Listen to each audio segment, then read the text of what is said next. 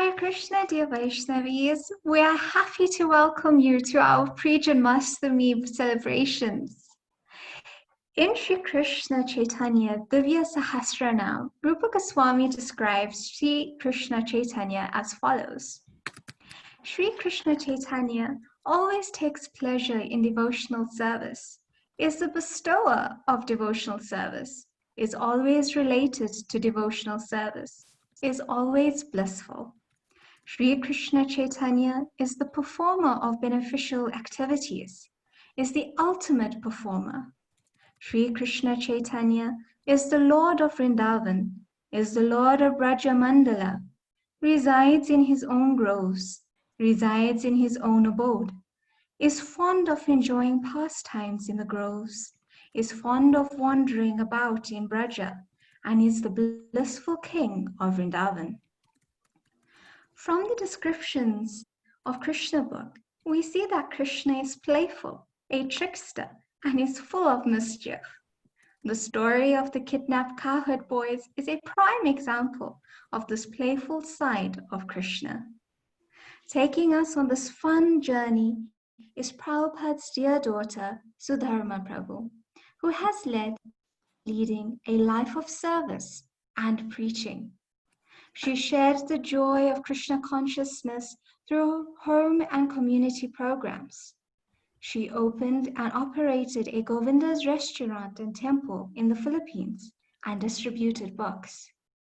Sudharma Prabhu was active in ISKCON management and served for many years as a North American GBC and temple president executive officer. In addition, she founded and ran the North American and International GBC Women's Ministry for over a decade.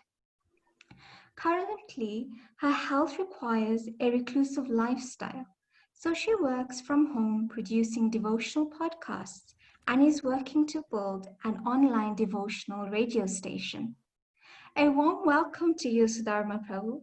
We are looking forward to hearing about Krishna Bedazzling Lord Brahma.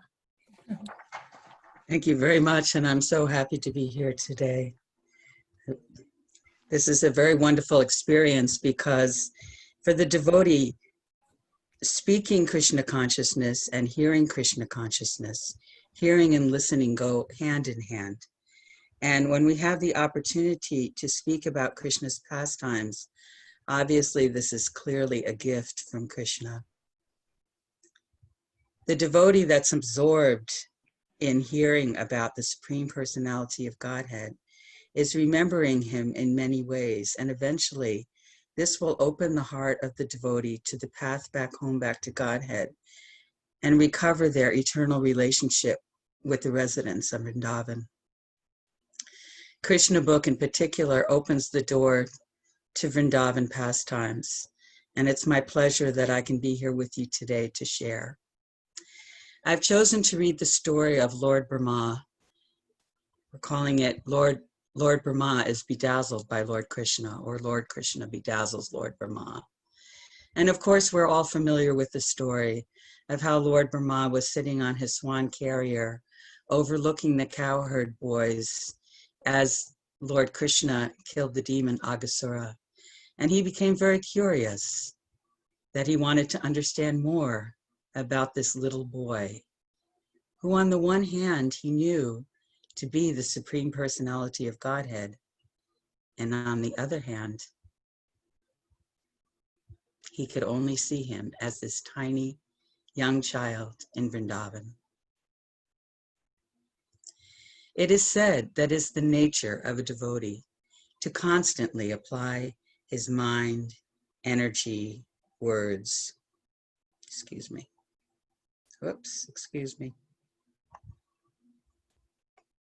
in hearing and chanting about Krishna. This is called Krishna consciousness. And for one who is in rapt hearing and chanting Krishna, the subject matter never becomes hackneyed or old. Never. It's ever increasingly blissful, as a matter of fact. This is the significance of transcendental subject matter, in contrast to material subject matter. Material subject matter becomes stale and one cannot hear a certain subject for a long time. He wants change. But as far as transcendental subject matter is concerned, it is called Nichana Vana Vayamana. This means that one can go on chanting and hearing about the Lord and never feel tired, but will remain fresh and eager to hear more and more. It is the duty of the spiritual master to disclose all confidential subject matter to the inquisitive and sincere disciple. Thus, Sukadeva Goswami began to explain why the killing of Aghasura was not discussed until a full year had passed. Sukadeva Goswami told the king, "Now, hear of this secret with attention. After saving his friends from the mouth of Aghasura, and after killing the demon, Lord Krishna brought his friends to the bank of Yamuna and addressed them as follows. My dear friends, just see how this spot is very nice for taking lunch and playing on the soft, sandy Yamuna bank. You can see how the lotus flowers in the water are beautifully blown and how they distribute their flavor all around. The chirping of the birds, along with the cooing of the peacocks, surrounded by the whispering of the leaves in the trees, combine and present sound vibrations that echo one another.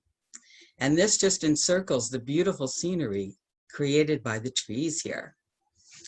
Let us have our lunch in this spot because it is already late and we are feeling very hungry. Let the calves remain near us and let them drink water from the Yamuna while we engage in our lunch taking. The calves may engage in eating the soft grasses that are in this spot." And it's also described in other Shastra that Krishna said that this spot is so perfect and so beautiful. It's just like lying your head on the lap of your mother. On hearing this proposal from Krishna, all the boys became very glad and said, "Certainly, let us sit down here to take our lunch." They then soft grass. Sitting down on the ground and keeping Krishna in the center, they began to open their different boxes brought from home. Lord Shri Krishna was seated in the center of the circle, and all the boys kept their faces toward him. They ate and constantly enjoyed seeing the Lord face to face. Krishna appeared to be the whorl of a lotus flower, and the boys surrounding him appeared to be its different petals. The boys collected flowers, leaves of flowers, and barks of trees, and placed them under their different boxes. And thus they began to eat their lunch, keeping company with Krishna. While taking lunch, each boy began to manifest different kinds of relations with Krishna, and they enjoyed each other's company with joking words. While thus enjoying lunch with his friends, Krishna's flute and his bugle and cane were pushed in on the left side of his cloth. He was holding a lump of foodstuff prepared with yogurt, butter, rice, and pieces of fruit salad in his left palm, which could be seen through the petal-like finger joints. The Supreme Personality of Godhead, who accepts the results of all great sacrifices, was laughing and joking, enjoying lunch with his friends in Vrindavan, and thus the scene was being observed by the demigods from heaven. Excuse me. As for the boys, they were simply enjoying transcendental bliss in the company of the Supreme Personality of Godhead. Hare Krishna. Just a moment to share. You know, this is one of the favorite stories, I think, of a lot of devotees, because that feeling of being in the groves of Vrindavan with Krishna sitting in the center, and every single cowherd boy felt that deeply personal relationship with Krishna. They were actually experiencing that very personal relationship, each one different and of its own nature, believing Krishna to be directly looking at them. So this is the nature of Krishna consciousness. This is the nature that we want to awaken in our own hearts day to day, even in our association today in this world. It's not that because we're removed from the groves of Vrindavan, we can't remember what the relationships are meant to be amongst devotees. And it's very important that we cultivate these feelings within our heart, not that we think, oh my goodness, the cowherd boys, they're in such a different world, a different category, we can never be like them. Sure, we're not in Vrindavan experiencing that same personal relationship with Krishna in the same way right now, but the natural tendency to love Krishna, to share with the devotees of Krishna, to have that personal relationship, to honor that in each other, and to serve the devotees, that can always be cultivated. In fact, it must be cultivated. This is the source of our devotional love, strength, heart, everything that's meaningful. All these other things that we do, they're all meant to be. Everything else is just meant to be in support of one thing, and that's that personal relationship that we have. Developing that relationship not only for ourselves, but supporting it in others. When we see other people, we don't want to look, this is a Vaishnavi conference, we don't want to be looking at other people as being their bodies. We want to be looking at every soul as having that unique relationship. And how can we help to support that relationship? When we do that, that's what awakens love within our heart. And so this story, I think every devotee relates to it in that way.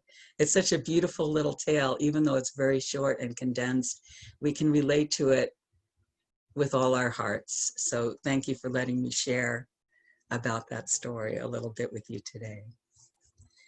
At that time, the calves that were pasturing nearby entered into the deep forest, allured by new grasses, and gradually went out of sight. When the boys saw that the calves were not nearby, they became afraid for their safety, and they immediately cried out, "Krishna! Krishna!" Krishna is the killer of fear personified. Everyone is afraid of fear personified, but fear personified is afraid of Krishna. By crying out the word Krishna, the boys at once transcended the fearful situation. Excuse me.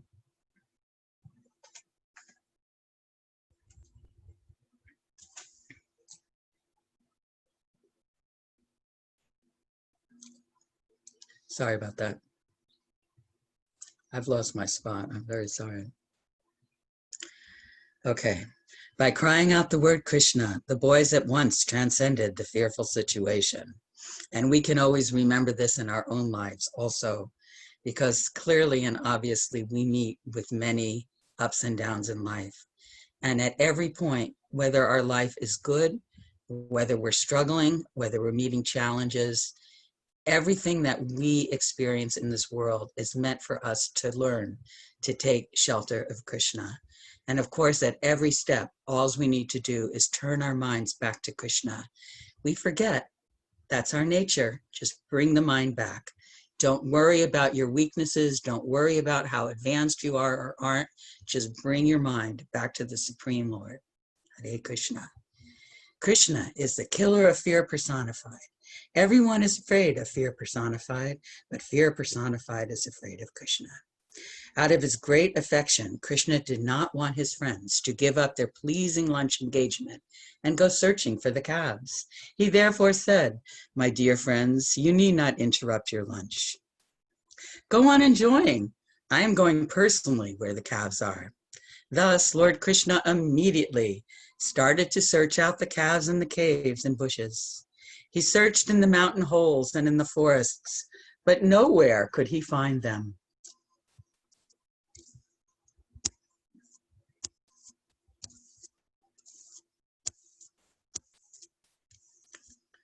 At the time when Aghasura was killed and the demigods were looking on the incident with great surprise, Brahma, who was born out of the lotus flower growing out of the navel of Vishnu, also came to see. He was surprised how a little boy like Krishna could act so wonderfully.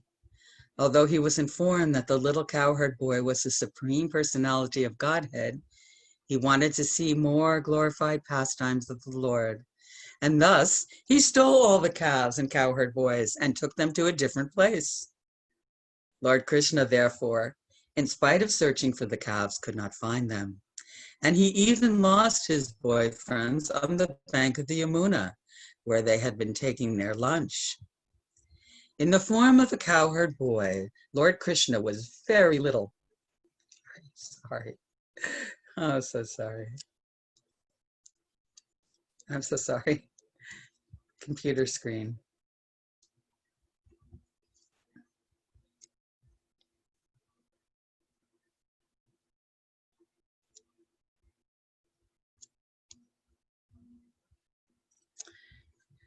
Where's little Krishna? Okay. Was very little in comparison to Brahma, but because he is the Supreme Personality of Godhead, he could immediately understand that all the calves and boys had been stolen by Brahma. Krishna thought, Brahma has taken away all the boys and calves. How can I alone return to Vrindavan? The mothers will be aggrieved. Therefore, in order to satisfy the mothers of his friends, as well as to convince Brahma of the supremacy of the personality of Godhead, he immediately expanded himself as the cowherd boys and calves. In the Vedas, it is said that the Supreme Personality of Godhead expands himself in so many living entities by his energy. Therefore, it was not very difficult for him to expand himself again into so many boys and calves. He expanded himself to become exactly like the boys, who were of different features, facial and bodily construction, and who were different in their clothing and ornaments, and in their behavior and personal activities. In other words, everyone has different tastes. Being individual souls, each person has entirely different activities and behavior. Yet Krishna exactly expanded himself into all the different positions of the individual boys. He also became the calves, who were also of different sizes, colors, activities, etc. This was possible because everything is an expansion of Krishna's energy. In the Vishnu Purana, it is said, Parasya Brahmana Shakti. Whatever we actually see in the cosmic manifestation, be it matter or the activities of the living entities, is simply an expansion of the energies of the Lord, as heat and light are the different expansions of fire. What an amazing testimony to the nature of the personality of Godhead, that everything is emanating from him. Krishna is in every atom. Krishna is in every heart. Krishna is in everything we see in this world. Krishna is everywhere. Even though we've left him and forgotten him, he completely envelops and surrounds us at every step of our life. And not only that, but all of our character traits, everything that is special and unique to us, Krishna knows and understands and has given and can emulate. And in this way, he made himself into every single cowherd boy and every single calf. And they're all going to have interrelationships with each other. Thus expanding himself as the boys and calves in their individual capacities, and surrounded by such expansions of himself, Krishna entered the village of Vrindavan. The residents had no knowledge of what had happened. After entering the village, Vrindavan, all the calves entered their respective cowsheds, and the boys also went to the respective mothers and homes. The mothers of the boys heard the vibration of their flutes before their entrance. And to receive them, they came out of their homes and embraced them. And out of maternal affection, milk was flowing from their breasts, and they allowed the boys to drink it. However, their offering was not exactly to their boys, but to the Supreme Personality of Godhead, who had expanded himself into such boys. This was another chance for all the mothers of Vrindavan to feed the Supreme Personality of Godhead with their own milk. Therefore, Lord Krishna gave not only Yashoda the chance of feeding him, but this time he gave the chance to all of the elderly gopis. All the boys began to deal with their mothers as usual, and the mothers also, on the approach of evening, began to bathe their respective children, decorate them with tilak and ornaments, and give them necessary food after the day's labor. The cows also, who were away in the pasturing ground, returned in the evening and began to call their respective calves. The calves immediately came to their mothers, and the mothers began to lick the bodies of the calves. These relationship between the cows and the gopis with their calves and boys remained unchanged, although actually the original calves and boys were not there. Actually, the calves' affection for their calves and their elderly gopis' affection for the boys cautiously increased. Their affection increased naturally, even though the calves and boys were not their offspring.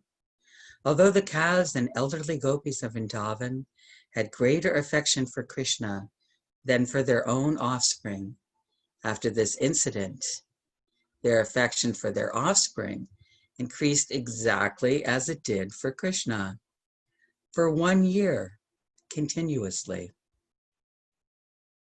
Krishna himself expanded as the calves and cowherd boys and was present in the pasturing ground.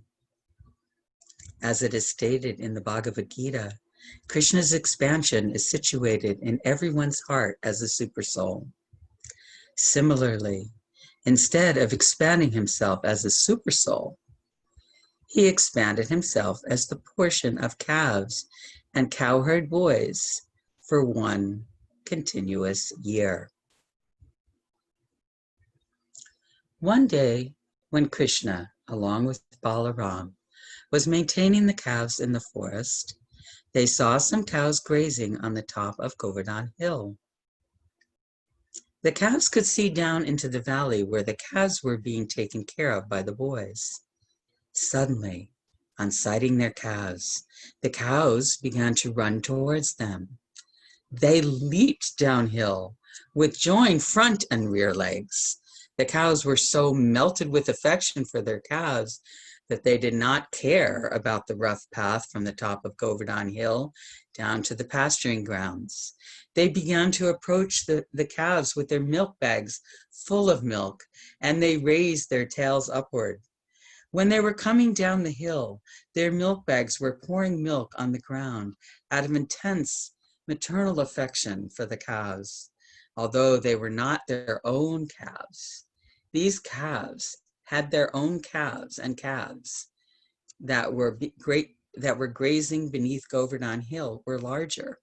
They were not expected to drink directly from the milk bag, but they were satisfied with the grass.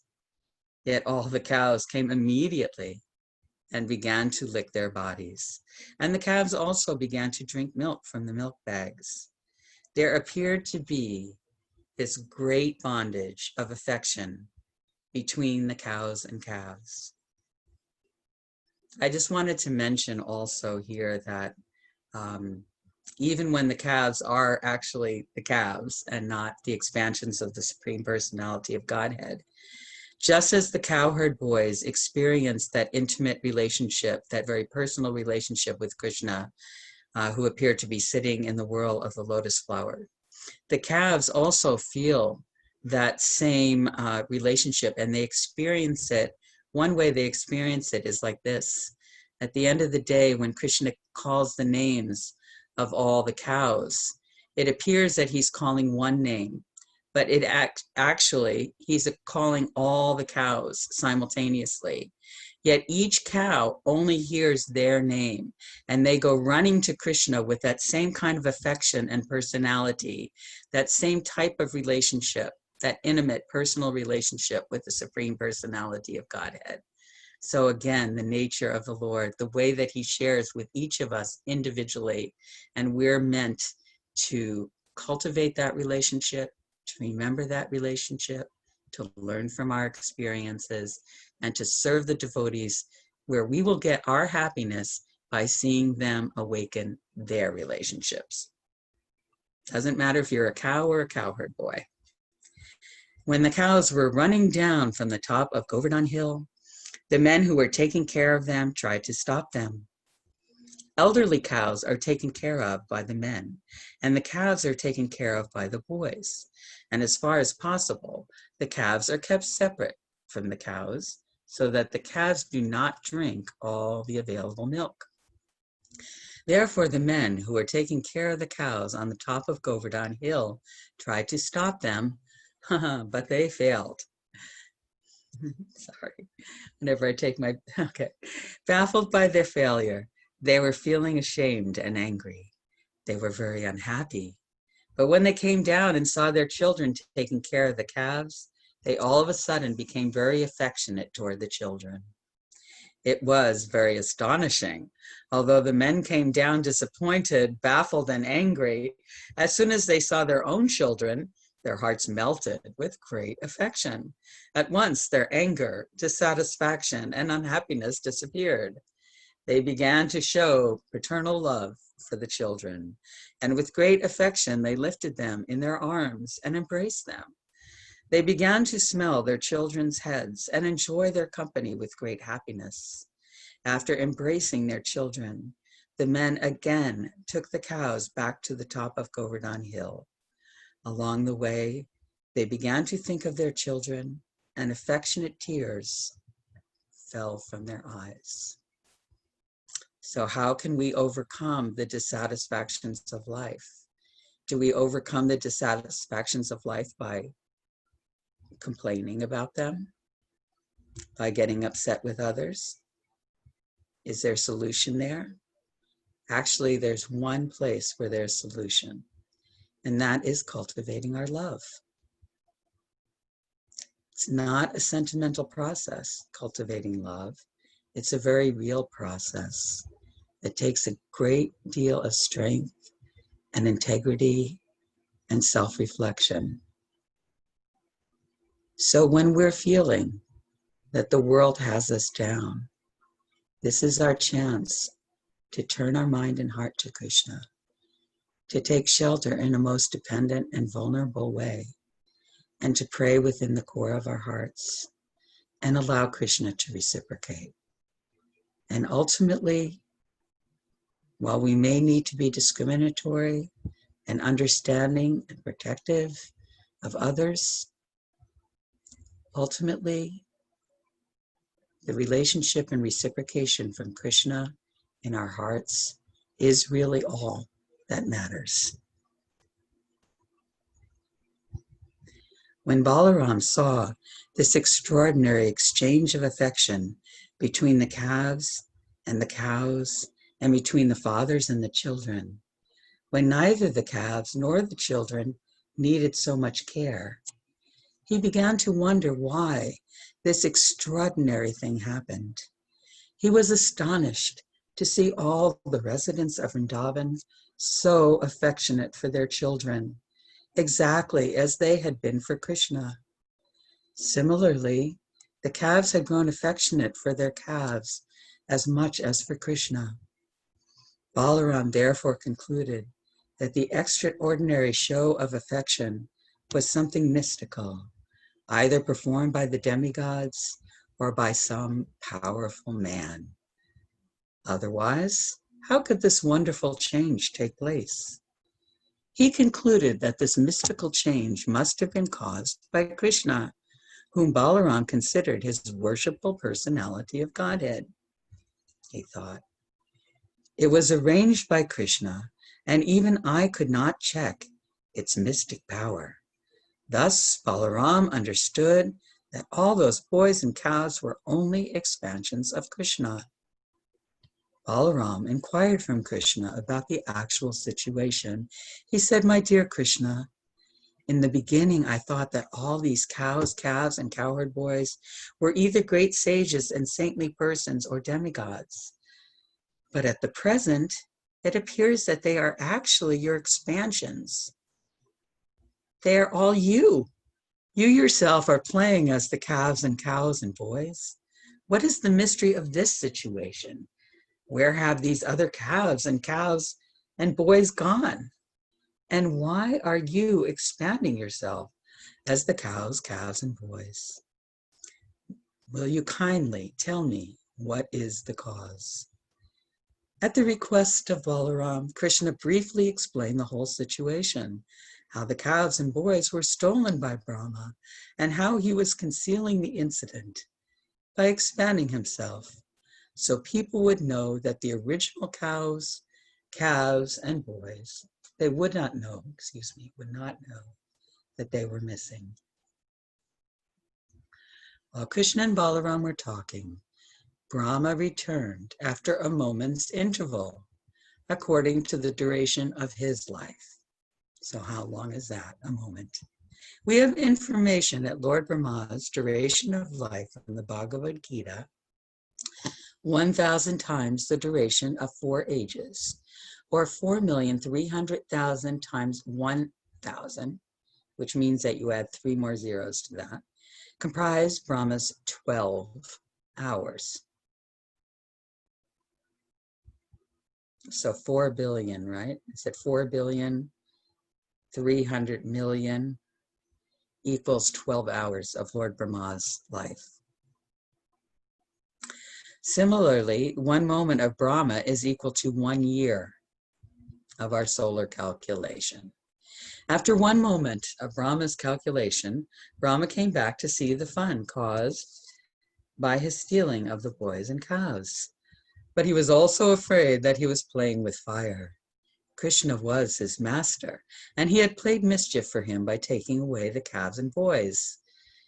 He was really anxious, actually, so he did not stay away very long and came back after only a moment of his calculation. He saw that all the boys, calves, and cows were playing with Krishna in the same way as when he had come upon them, although he was confident that he had taken them and made them lie down asleep under the spell of his mystic power. Brahma began to think, all the boys, calves, and cows were taken away by me. I'm sure of that. And I know that they are still sleeping. So how is it that a similar batch of cows, boys, and calves are playing with Krishna? Is it that they are not influenced by my mystic power? Have they been playing continually for 1 year with Krishna? Brahma tried to understand who they were and how they were uninfluenced by his mystic power, but he could not ascertain it. In other words, he himself came under the spell of his own mystic power. The influence of his mystic power appeared like snow in darkness of the glowworm in daytime. I'll read that again. The influence of his mystic power appeared like snow in darkness, or the glowworm in daytime. During the night's darkness, the glowworm can show some glittering power, and the snow piled up on the top of a hill or on the ground can shine during the daytime. But at night, the snow has no silver glitter, nor does the glowworm have any illuminating power during the daytime. Similarly, when the small mystic power exhibited by Brahma was before the mystic power of Krishna, it was just like snow or glowworms.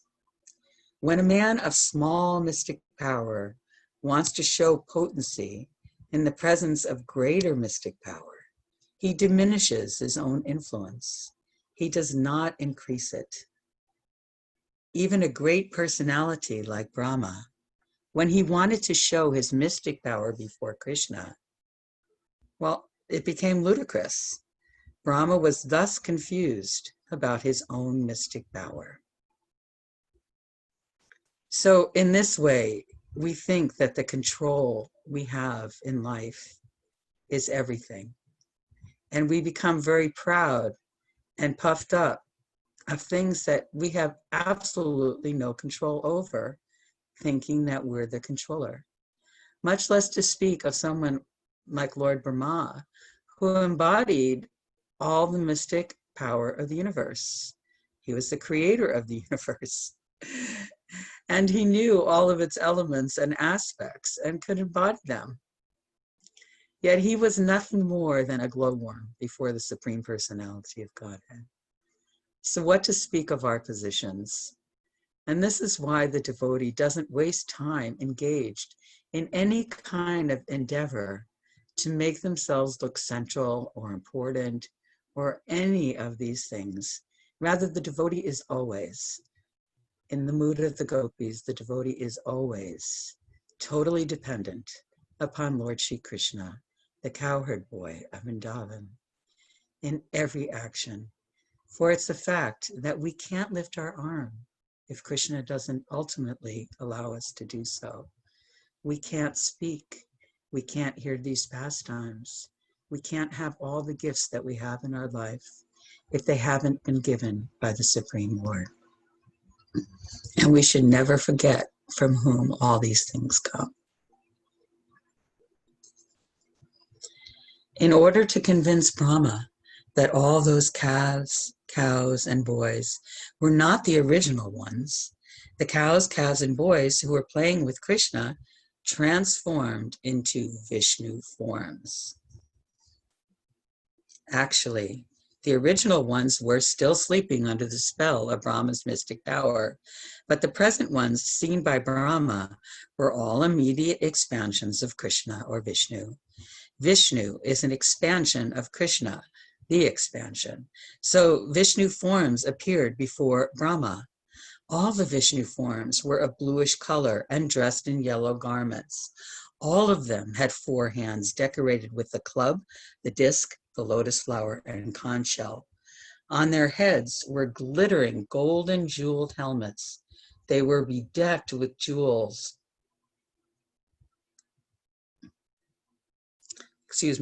They were bedecked with pearls and earrings and garlanded with beautiful flowers.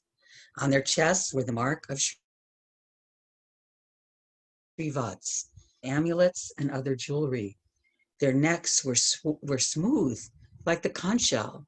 Their legs were decorated with bells, their waists decorated with golden bells, and their fingers decorated with jeweled rings.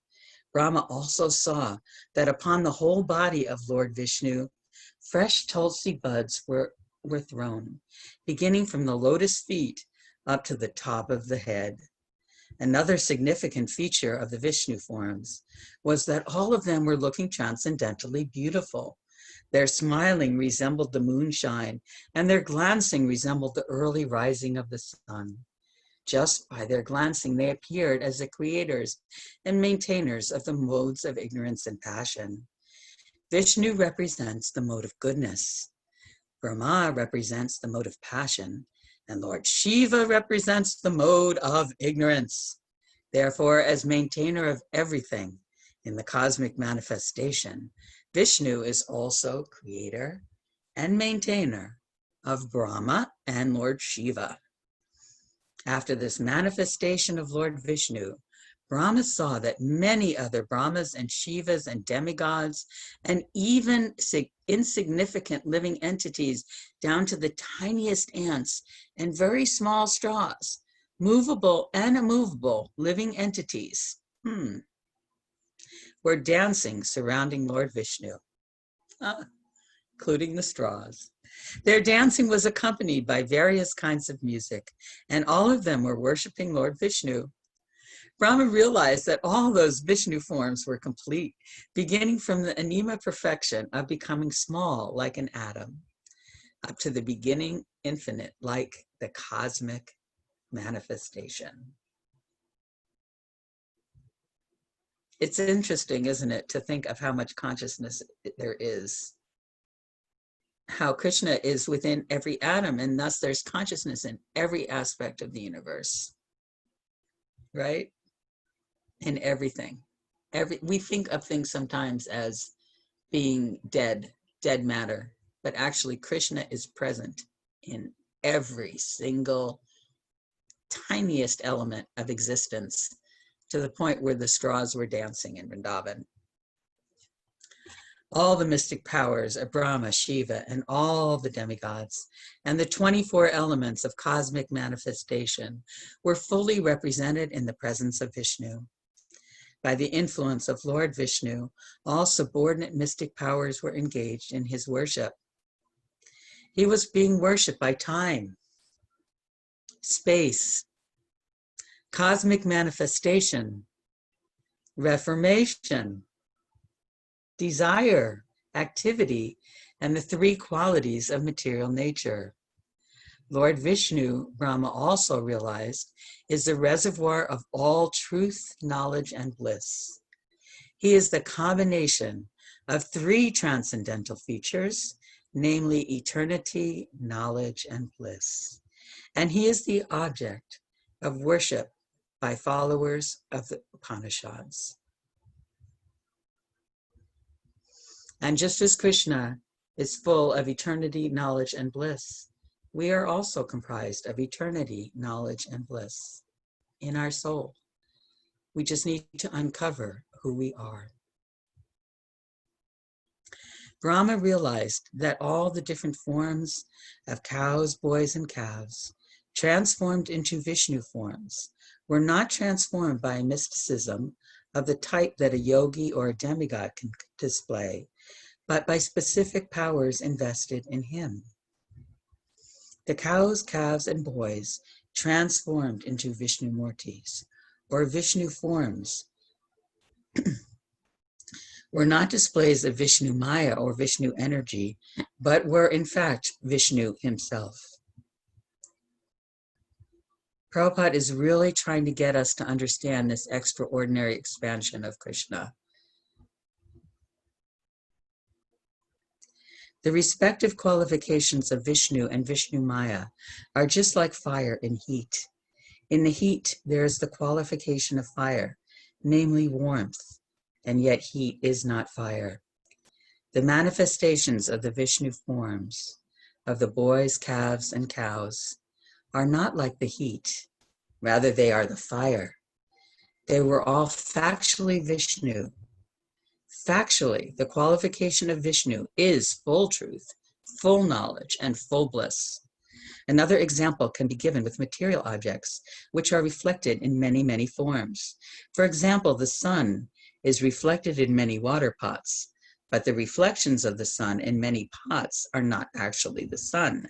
There is no actual heat and light from the sun in the pot, although it appears as the sun. But the forms which Krishna assumed were each and every one full Vishnu. Satyam means truth, Jnanam, full knowledge, and Ananda, full bliss. Transcendental forms of the Supreme Personality of Godhead in his person are so great that the impersonal followers of the Upanishads cannot reach the platform of knowledge to understand them. Particularly, the transcendental forms are beyond the search of the impersonalists, who can only understand through the studies of Upanishads that the absolute truth is not matter, and that the absolute truth is not materially restricted by limited potency. Lord Brahma understood, and his expansion into Vishnu forms understood Krishna and his expansion into Vishnu forms, and could understand that due to the expansion of energy of the Supreme Lord, everything movable and immovable within the cosmic manifestation is existing. Everything, due to the expansion of the energy of the Supreme Lord, movable and immovable within this cosmic manifestation, is existing in Krishna. When Brahma was thus standing baffled in his limited power and conscious of his limited activities within the 11 senses, he could at least realize that he was also a creation of the material energy, just like a puppet. As a puppet has no independent power to dance, but dances according to the direction of the puppet master, so the demigods and living entities are all subordinate to the Supreme Personality of Godhead. As it is stated in Chaitanya Charitamrita, the only master is Krishna, and all others are servants. The whole world is under the waves of the material spell, and beings are floated like straws in water. So their struggle for existence is continuing. But as soon as one becomes conscious that he is the eternal servant of the Supreme Personality of Godhead, this Maya or illusory struggle for existence is immediately stopped. Lord Brahma, Krishna is so kind, and so is Srila Prabhupada. Lord Brahma, who has full control over the goddess of learning and who is considered to be the best authority in Vedic knowledge, was thus perplexed. Being unable to understand the extraordinary power manifest in the Supreme Personality of Godhead. In the mundane world, even a personality like Brahma is unable to understand the potential mystic power of the Supreme Lord. Not only did Brahma fail to understand, but he was perplexed even to see the display which was being manifest by Krishna before him.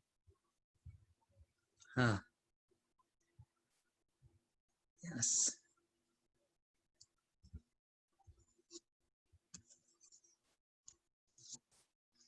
Krishna took compassion upon Brahma's inability to see even how he was displaying the force of Vishnu and transforming himself into cows and cowherd boys. And thus, while fully manifesting the Vishnu expansion, he suddenly pulled his curtain of Yogamaya over the scene. In the Bhagavad Gita, it is said that the Supreme Personality of Godhead is not visible due to the curtain spread by Yogamaya. That which covers the reality is Mahamaya, or the external energy, which does not allow a conditioned soul to understand the Supreme Personality of Godhead beyond the cosmic manifestation. But the energy which particularly manifests the Supreme Personality of Godhead and partially does not allow one to see is called Yogamaya. Brahma is not an ordinary conditioned soul. He is far, far superior to all the demigods, and yet he could not comprehend the display of the Supreme Personality of Godhead. Therefore, Krishna willingly stopped manifesting any further potency. The conditioned soul not only becomes bewildered, but he is completely unable to understand. The curtain of Yogamaya was drawn so that Brahma could not be more and more perplexed. When Brahma was relieved from this perplexity, he appeared to be awakened from an almost dead state, and he began to open his eyes with great difficulty. Thus, he could see the eternal cosmic manifestation with common eyes. He saw all around him the super excellent view of Vrindavan with trees, which is the source of life for all living beings. No wonder Prabhupada didn't want us to cut trees. It says here he's the source of all life. Trees are the source of all life for all living entities. Well, he probably means Vrindavan. He could appreciate the transcendental land of Vrindavan, where all the living entities are transcendental to ordinary nature. In the forest of Vrindavan, even ferocious animals like tigers and others live peacefully, along with the deer and human beings. He can understand that because of the presence of the Supreme Personality of Godhead in Vrindavan, that this place is transcendental to all other places, and that there is no lust and greed there. Brahma thus found Sri Krishna, the personality of Godhead, playing the part of a small cowherd boy. He saw that little child with a lump of food in his left hand, searching out his friends, cows and calves, just as he was actually doing 1 year before after their disappearance. Immediately, Brahma descended from his great swan carrier and fell down before the Lord, just like a golden stick.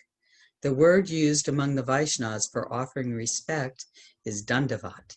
This word means falling down like a stick. One should offer respect to the superior Vaishnavas by falling down straight with his body, just like a stick. So Brahma fell down before the Lord, just like a stick, to offer respect. And because the complexion of Brahma is golden, he appeared to be like a golden stick lying before Lord Krishna. All the 4 helmets on the hands of Brahma touched the lotus feet of Krishna. Brahma, being very joyful, began to shed tears, and he washed the lotus feet of Krishna with his tears. Repeatedly, he fell and rose as he recalled the wonderful activities of the Lord.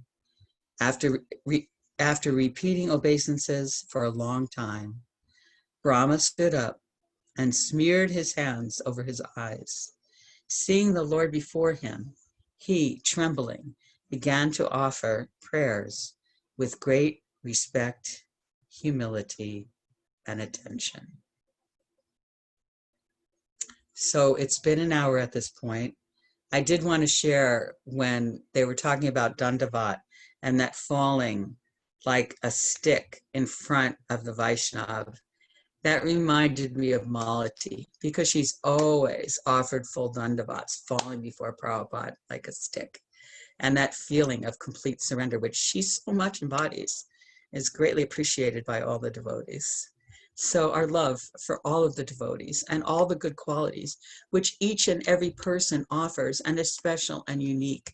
And we must learn, again, as we've been talking about all through this story, to value every single devotee in their heart with their personal relationship with the Supreme Personality of Godhead.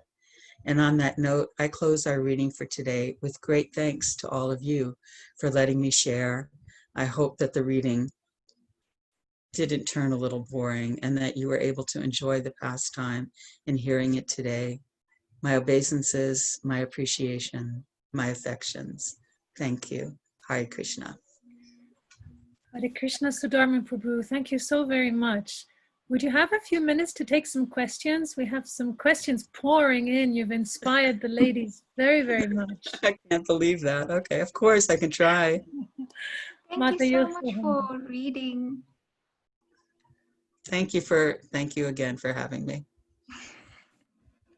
Thank you for having the time to share with us. It was amazing, and we're looking forward to having you more. And we are also looking forward to your radio station and to all your podcasts. Oh, thank you. Thank you. That means a lot to me. I hope Krishna will make the project come together. Okay, so we have a few questions. Okay, the first one is, how do we strive to form a personal relationship? Sorry, I just lost it. How do we strive to form a personal relationship with Krishna and not a relationship of awe and reverence when Krishna's actions all state that he is the supreme cause of all causes? Oh, what an interesting question. Well, of course, in our current state, we appreciate Krishna in every form and shape that we can think of him and remember him. So feeling that sense of awe when you walk out in the morning and you see, so many manifestations of Krishna's energy, good and bad, is quite, a wonderful benediction. But to be able to bring that into a personal relationship, it begins with understanding that Krishna is situated within our hearts and within the hearts of every living being, and that we have that personal relationship, that as we go through our experiences in life, we turn to Krishna within our heart and we offer prayer. Prayer is a very intimate connection. Now, the whole process of devotional life that Prabhupada has given us in specific is meant to develop that personal relationship more than the relationship in mood of awe and reverence. And so everything we do, starting with the chanting of Krishna's name, Hare Krishna, and the more carefully that we chant that and hear, we're actually, chanting is a hearing process. It's not that we're speaking so much the name of Krishna, but rather we're hearing. We're hearing, and as we're hearing, we're going on a journey into the center of our hearts and remembering Krishna. Well, we may have a ways to go, still we feel Krishna's presence, and that's something that's very personal within the heart of every single devotee. And as we cultivate our relationships with other devotees, we can choose to do that in a very impersonal way, in a very aloof way, in a very separatist way, because that's our conditioning based on, ultimately on envy. Or we can choose to cultivate those relationships in a very personal way, in direct connection with Krishna. So in that way, that's another form of personal identification with the Supreme Personality of Godhead. So through his name, through association, through the stories of the Srimad Bhagavatam and hearing Bhagavad Gita, as we hear these pastimes, they're very personal pastimes with very specific lessons for us as individuals.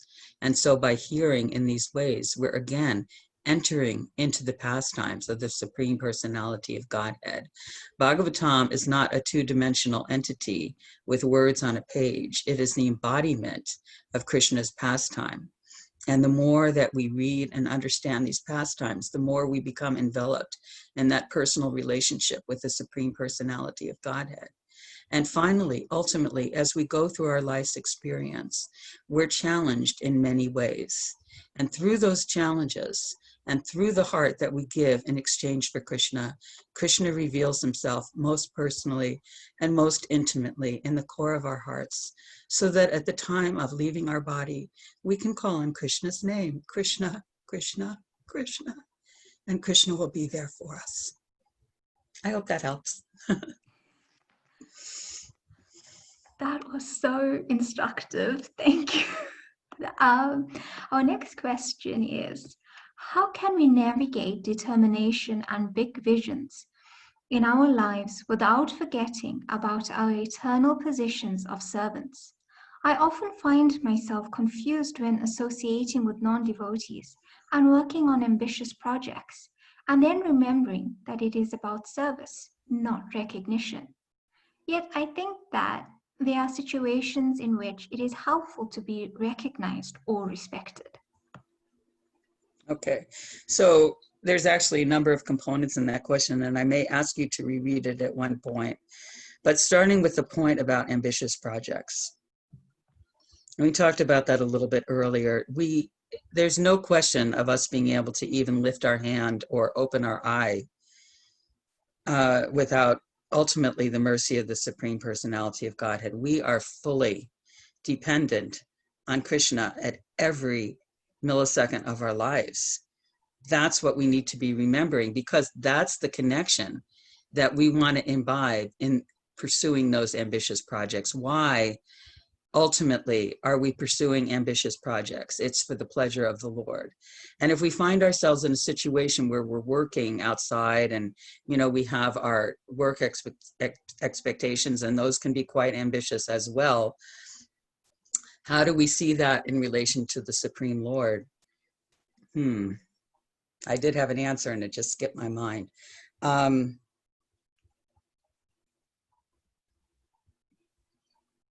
It's just important ultimately to remember where that connection is. If the connection is not coming directly through the association and the experience that we have in everyday life, we have to be able to remember and take that dependency and place it before the Lord. There is no point in performing ambitious activities. Like, for example, you can see with something like the creation of the atomic bomb, such an incredible, investigation into the atom and into life and to understanding. And ultimately, it was used in a destructive way. So it's very important for the devotees and all of our ambitions and whatever we do to always remember the importance of that connection. And that connection is securely founded when one feels complete dependency on Krishna. There were other aspects to that question. Can you remind me if there was something else that was important? Okay, so I'm looking at... I think at the end, it was something about pride, maybe, the very end of the question about how we can remain humble. Yes, it was about, again, dealing with ambitious projects and remembering that it is about service and not recognition. However, I think That's that right. there are situations in which it is helpful to be recognized or respected. And that's absolutely true. When we're setting an example of leadership, it's important for people to understand the value of that contribution. It's something that they can exemplify themselves. It's something that can be recognized. It's something that can be built upon. It's not something to be forgotten or tossed aside. And that's even more important, not just for our own accomplishments, but to be able to recognize that in others and put those accomplishments forward. We're not trying to just fizzle in the wind and be nothing. We're all offering our heart and souls, and those are important, valuable contributions that need to be honored, valued, and respected. And when they're not, it's kind of a form of disrespect, and devotees don't care about disrespect, so it's really even more than that. It's sort of about just denying the gift that Krishna has given to that living being and not giving it its full value, its full potential, and allowing it to grow. So yes, when accomplishments are made and people do things, that needs to be honored. And that isn't honored by just passing it off as, well, whatever. It's honored by recognizing the sacrifice, the determination, the love, everything that went into that accomplishment, which is, these things, they don't come easy. These are serious. These are the purpose, they create the purposes of our lives. So yeah, I think they need to be fully honored. With humility, knowing that Krishna is the source. Okay, we're getting a lot of good questions. The next one is, while I know philosophically that Krishna is present in every atom, I am so far from realizing this. How can we develop this mood in our day-to-day life of truly feeling Krishna's presence all around us? Well, what is our demeanor every day? We may not be fully self-realized, but we can practice remembering Krishna and taking shelter of Krishna in a very gentle-hearted way. I find for myself that when I approach life with a kind of an even-keeled, gentle, sort of soft-hearted approach where I'm very open, that then Krishna can come in. Then my heart isn't hard. And I'm not hearing just sounds. I'm hearing something unique, something a little bit more beautiful, something a little bit that touches me a little bit more deeply.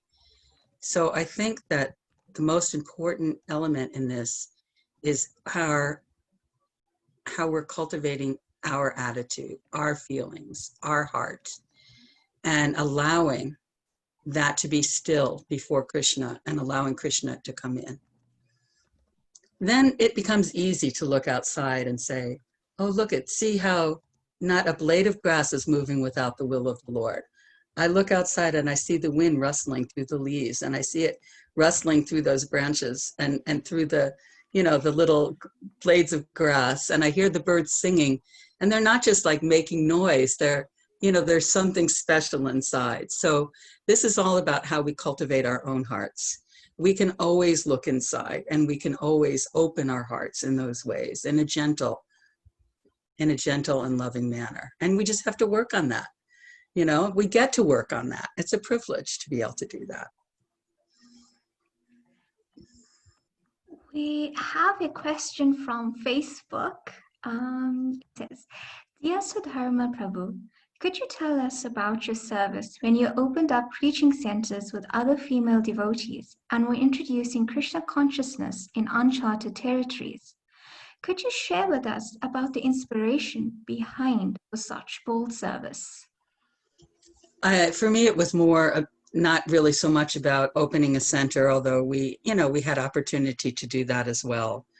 I think that, again, in this mood of dependency, always being dependent on Krishna, there's something very unique and special when we put ourselves out for Krishna, not knowing what to expect. The first time I had an opportunity to travel and preach with another devotee, there was no expectation for anything. I had just come back from India. I had malaria. I was very weak. And so they weren't expecting me to go on book distribution. So they gave me a van. And we hopped in the van and we started traveling all through the Pacific Northwest. And first we went to somebody's home who, that my friend knew before she was a devotee. And, we went into her home, we cleaned it all up and had a great program. And that parachuted, or that's not the right word, that propelled into going from home to home through the Pacific Northwest, of meeting with people, of speaking on the radio, of going to yoga retreats and giving classes, we were even offered 500 acres of land if we could put 4 devotees on the land. Anyway, these were all just incredible experiences. And I think I shared recently with someone, I'm not sure when or where, but it may have come up, somebody may have seen it. In the midst of that experience of going to all these different homes, just home to home to home, and selling full sets of Bhagavatams and selling tons of Gitas and Chaitanya Charitamritas, I found myself one day lost on the road, needing to use some facilities out in the middle of nowhere. And we were just driving and I was frustrated. I wanted to know where we were. I mean, it was before GPS and all that kind of stuff. And so I just told my friend, pull over here at this house. And we pulled over, I went inside, knocked the door, they invited me in. I looked down, the kids were on the floor in the living room coloring in Krishna coloring books next to a little altar. And this is out in the middle of nowhere. Like, I didn't know there was absolutely no indication that out of, the many millions of people we could have, pulled up in front of their home, here they were engaged in devotional activity when we came to their home. So Krishna, he's like at every moment guiding us in all these different ways. And I had incredible experiences in Southeast Asia as well. I could go into just stories. One in particular, just walking up to a town called Tortisa in the middle of the night, and the mayor coming out with with all the dignitaries in the village and greeting us and bringing us milk for the night. And the next morning, the whole town came to hear Bhagavatam class. When you put yourself in that position of dependency for Krishna, incredible and wonderful things can happen. And every living soul needs to be able to do that in the way that's right and works for them. The more that we just give in that way and let Krishna come and reciprocate, just incredible experiences come our way. Yeah. I mean, the next morning after we gave that class, we walked out on the beach. The beach was completely white in the Philippines, a beautiful beach. There was a sun shower, the sun was coming through, there was the rainbows, it was the whole thing. And then a white horse came up on a bluff and circumambulated our whole party with like 30 people from that town all chanting Hare Krishna. We taught them how to chant, and we were all walking down the beach like that. So beautiful experiences come our way. I'm not even sure what the question was anymore, when we open our minds and hearts to Krishna. And as far as opening preaching centers, Prabhupada sent his open preaching centers. So many of our important temples were opened through the efforts of men and women mutually working together to share in their communities Krishna consciousness. And again, sharing the gift of Krishna consciousness, it's really the most loving exchange that there is in this world. And, we should all avail ourselves to the opportunity to do that as much as we can. Does that answer the question? I don't remember what it was anymore. Sorry about that. The next question is something I think I can say that we're all looking forward to hearing what this answer is. Oh no. Uh-oh. Hare Krishna, Mother Sudharma. Thank you so much for this incredible class. Can you share a pastime you had with Srila Prabhupada and one of your favorite qualities of his? I am so sorry to disappoint everybody. I am a young disciple of Srila Prabhupada. I did not have the personal association that my god sisters and god brothers had. Somehow I always felt comfortable in that. And I think that's important to share because now so many of us have not had the association of Srila Prabhupada. Of course, I had very intimate association with with many devotees who were close with Srila Prabhupada. I mean, more than I can mention here, but that was always one of the personal connections with Srila Prabhupada, as was Bhagavatam. Bhagavatam is non-different. You know, the speaker of the Bhagavat and the book Bhagavat, they're non-different. So I always felt just very securely connected in that relationship. And there are many, there are stories that go along with that as well. But I can just share, the first time I saw Srila Prabhupada was at Rath Yatra in 1975 in San Francisco. And oh wow, there were a lot of people at that festival. And Srila Prabhupada was riding on Lady Subhadra's cart. Of course, I didn't know whose cart it was at the time. But he came down off the cart, and of course, all the attention was facing Srila Prabhupada. And I was in the midst of that crowd facing Srila Prabhupada as well. And while the crowd was very large, it happened that he came just within a few feet of me on his way to the stage. And so that immediate connection was interesting because I had no idea anything about Krishna consciousness, that there was a guru or anything about Krishna at that time. I had been invited to come to the Rath Yatra with some friends. And I remember thinking to myself, I didn't think he would be so short. Somehow I was already feeling a connection. And as he walked by, I had that experience that everybody seems to somehow have, just like what we were talking about with Krishna in the world of the lotus flower, a feeling that Srila Prabhupada was recognizing me. As he walked by, he tilted his head, and it felt very personal. And then when he got to the stage, there were these Christian hecklers, and they were sitting to the right side of the stage, and they were making all this noise. They were yelling whatever it was that they felt they needed to yell at the time about, Krishna consciousness being of the devil or something like that. And Srila Prabhupada sat down, and the wind was blowing. And, you could see the wind rippling through the crowd, but right where Srila Prabhupada was sitting, it seemed to me to be perfectly still. And he said, "Tell them to be quiet." And then they were. And I don't know, what the devotees did, but they were quiet. That was the end of that sound. And then Prabhupada, proceeded to speak. And of course, I wasn't able to assimilate very much of it, but he kept saying that you're not the body. And as he was saying that, and he looked so still, and it just looked like everything was just, somehow Krishna's energy was just completely enveloping Srila Prabhupada. And that was evident to me as a young 18-year-old girl, 19, 18, whatever it was, that something really special and unique was happening just in that presence of this personality. Srila Prabhupada's presence when he was here in this planet impacted really every living being. That's the nature of the truly surrendered and pure devotee of the Lord. And Srila Prabhupada's presence was just, it was understood by all who came in contact with him that this was a very unique individual.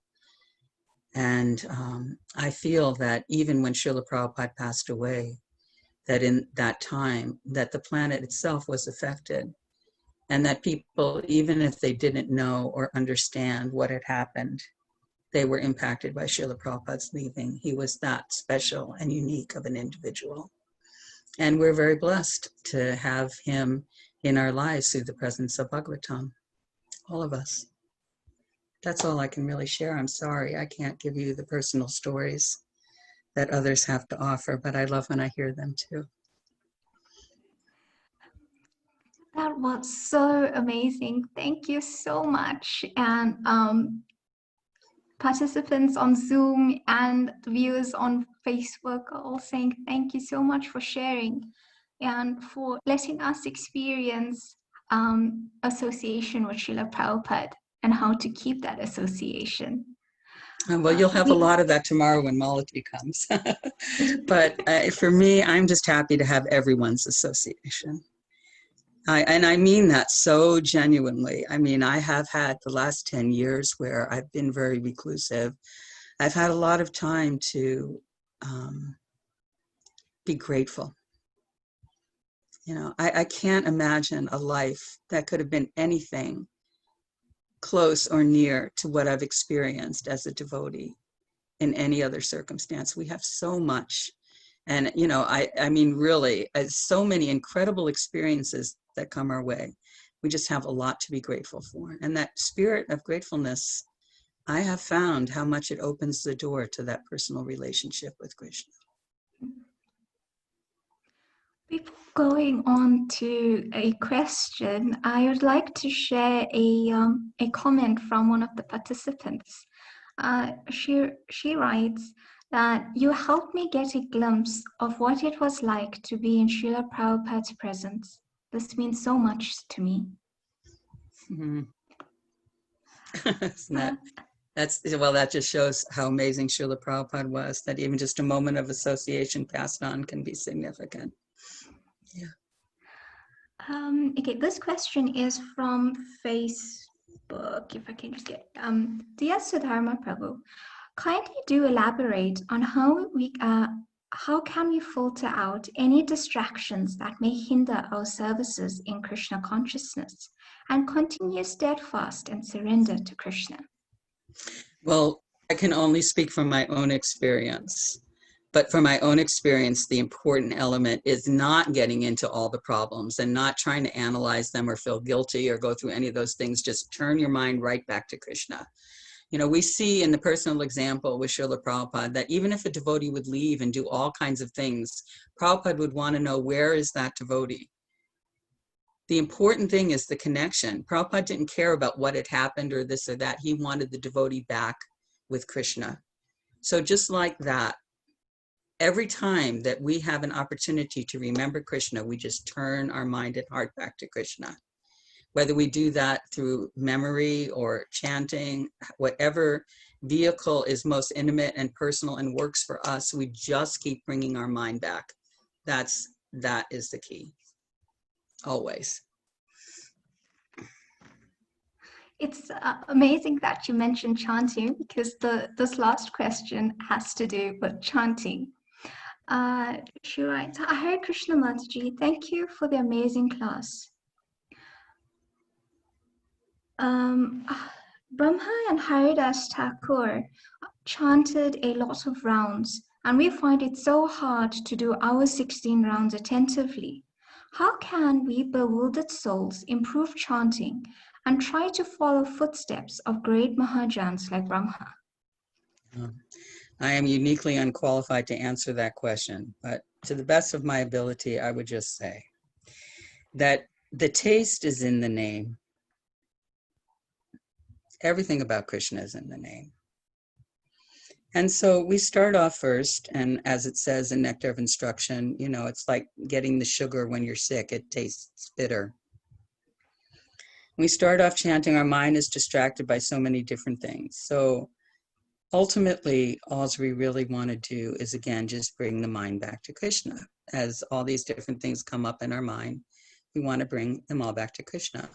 But we find sometimes that, you know, we consider things like service and different things while we're chanting, everything can be turned to Krishna. Everything is in relation to Krishna. And we just need to keep, tying every intimate detail of our life back to Krishna as well, in that spirit, in that mood. So when we're chanting, we may not be able to be fully absorbed yet, but the process is not only a guaranteed one, but it's one that can be easily seen. And we can see, we all get tastes of chanting that become deeper and, and I think maybe others have experienced too, that when you first come to Krishna consciousness, Krishna gives you a special taste. So we know what it is, we know where it is, we know how to find it. We just need to make sure that when we're chanting, we remind ourselves about that we absorb ourselves, whatever trouble and difficulty, whatever we're experiencing in the day, we just put that before Krishna and we go deeper in our chanting and we allow that chanting to completely envelop us. And the more that we do that, then the more that taste awakens within our heart. And as it says, the disease is gradually destroyed at the root. So the process of absorption also is described by Bhaktisiddhanta Saraswati. Prabhupada quoted him in the Nectar of Instruction. Gradually it comes to a point of remembrance. We start off just very, very gradually. And there's little, like little drops of nectar and of understanding. And we just keep cultivating that. And we just keep praying and we just keep going deeper. And then the process opens up. Eventually, it does become like a floodgate. And then that's eventually what does happen. We do reach a point where when we're chanting, we just hear the name and it means everything to us. And that goes even deeper from there. So it's a gradual process. It's a step-by-step process. It's one of integrity. It's one of faith. It's one of cultivation. It's one of love. And it's even one of sharing, because we chant with others, and that also helps us to remain fixed in the holy name. So yeah, and chant early in the morning. That makes a big difference. I'm sorry that I'm not able to give you a great answer on that, but that's my experience. Thank you so much. I wish that, I keep saying this, I wish that we had time and a lot of it to continue these sessions. Thank you so much for not only giving your time, but for giving your understanding and your love for hearing the pastimes and the glories of Krishna and his devotees. And thank you for showing us and inspiring us on how to be worthy descendants of Srila Prabhupada and followers of Lord Chaitanya. Thank you so much for that. I mean, I can't do that, but as much as you can do that, I mean, I don't even know how to express gratitude for that. Can you imagine after, for all of us, after 40, 50 and more years of practicing devotional life, to see others picking up Krishna consciousness in a way that really does preserve Srila Prabhupada's legacy and is absorbed in spiritual life and discussion and is able to share that with other living beings, devotees or not. Can you imagine what an impression and how much that means to us? I mean, we wish you all the best in your devotional services, and thank you for everything that you're doing. Really. Thank you, dear Vaishnavis, for your wonderful questions as we got to receive and hear wonderful guidance and gems of wisdom. Thank you so much. For those with us on Zoom, if you would like, and I'm sure you would, you can unmute yourself. May I just say something very quickly, just to express my gratitude? I'm sorry to cut you off. Mother Sudharma, this was really such a great, great pleasure to be with you. And you have a very profound and very sincere sense of humility that really has melted everybody's hearts. there were so many ladies commenting on that, and you have this amazing combination of real humility and at the same time such a deep and natural wisdom. And I was seeing how when you were taking questions, I felt like you sort of stopped for a minute and just sank into your core, and it felt like you were just stepping aside and inviting Krishna and Srila Prabhupada to speak through you. And that really, really moved me to tears. It's what I observed, and it's something that we surely all aspire for. And I really hope that you might have time to come join us again, and that you're certainly a role model for me in watching you surrender and just give yourself up to do this beautiful service and inspire us all. And may we learn to be mouthpieces for Srila Prabhupada like you are. And I want to also say, I'm sorry for speaking so long, but I want to also say how deeply moved I was when you showed us, just by your presence, first of all, we just all assumed hearing you speak that you'd had so much personal association with Prabhupada, but you taught us a very powerful lesson, which is that we can, all of us, take personal association of Prabhupada from his disciples, from his grand disciples, and from his books. And this was a very, very potent takeaway for me. So when you were apologizing that you couldn't give us more, I'm thinking, well, what more could she possibly give us? That was, for me, such a gem. So I'm really, really grateful for that. And if you have a few moments, I'm sure that the ladies in Zoom would love to express their appreciation. Thank you. Without further ado, dear Vaishnavis on Zoom, it is now your forte.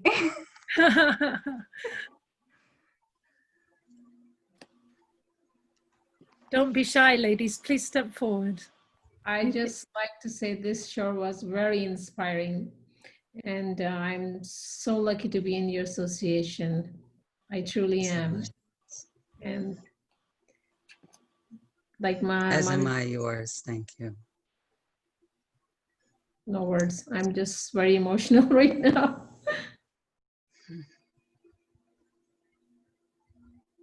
Hare Krishna. I mean, it was really beautiful, and I actually want to share that you chose my favorite pastime from Krishna. It was so amazing to listen to it, and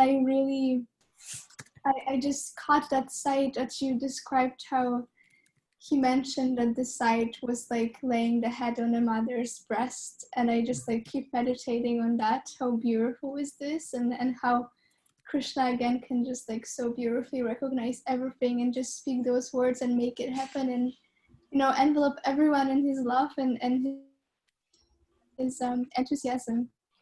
And I also just want to thank you for just making it so sweet, so personal, and actually showing that deep wisdom of simplicity, of sharing the story over and over and actually making it always fresh and always being enthusiastic about that. So thank you so much, Haribol.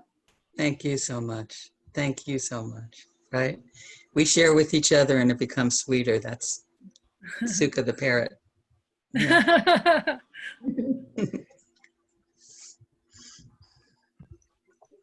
Hi, Krishna Mother Sudharma. I just wanted to thank you so much for your class. And when you shared about Srila Prabhupada, I always am so happy and excited to hear about Srila Prabhupada, and just the detail you gave of even talking about where Srila Prabhupada was and the wind blowing, and you really took me there.